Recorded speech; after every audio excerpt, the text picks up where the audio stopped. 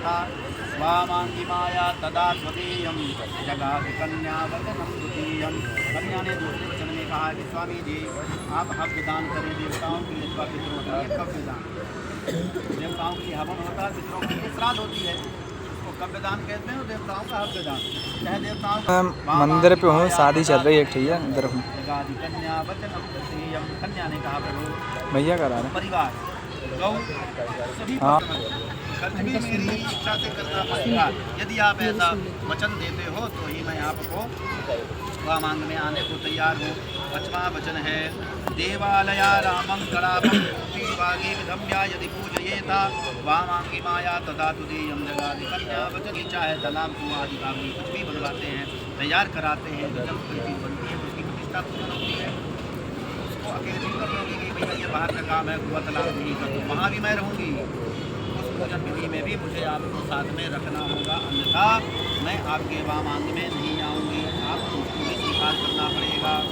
6वां वचन है देशांतरे वा सुपुरांतरे वा यदा विधव्यम त्रैविक्रमात्वम वामांगी माया तदा तुदीयम जगाति कन्या वचनम। 6ष्टम 6वें वचन में कन्या ने कहा कि आप चाहे देश में जाएं अथवा विदेश चले जाएं, नौकरी करें, चाहे कोई व्यापार करें, कोई भी चीज़ खरीदें अथवा बेचें, का जो भी आप प्रबंध करेंगे इन सब में मेरी सलाह के लिए कुछ न खरीदोगे।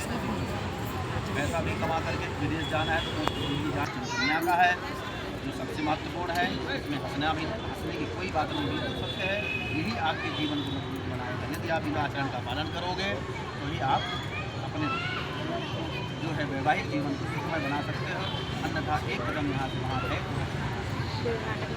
नास्यवनिया यदि पापिया त्वया भवोद भवनी कामनीता वामांगी माया तदा तुदीयम कन्या वचनम सततम। देवी जी ने 7वें वचन में कहा कि स्वामी जी दूसरी स्त्री चाहे कितनी भी सुंदर क्यों ना हो, आपको चाहे वो परी के समान सामने दिखाई पड़ रही हो, लेकिन उसका सेवन आप कभी नहीं करेंगे। आप अपने पतिव्रत धर्म का पालन करते हुए उसका उसी प्रकार परित्याग कर दोगे जैसे दूध में मक्खी जाता है। कलयुग में इसका प्रभाव बहुत है, इसलिए इन चीज़ों को आप पकड़ के चलना है। जीवन में कभी ये रास्ता नहीं है 4 5 6 भैया को दिक्कत नहीं है, उठाएगी नहीं पूजा कर तुम्हारे साथ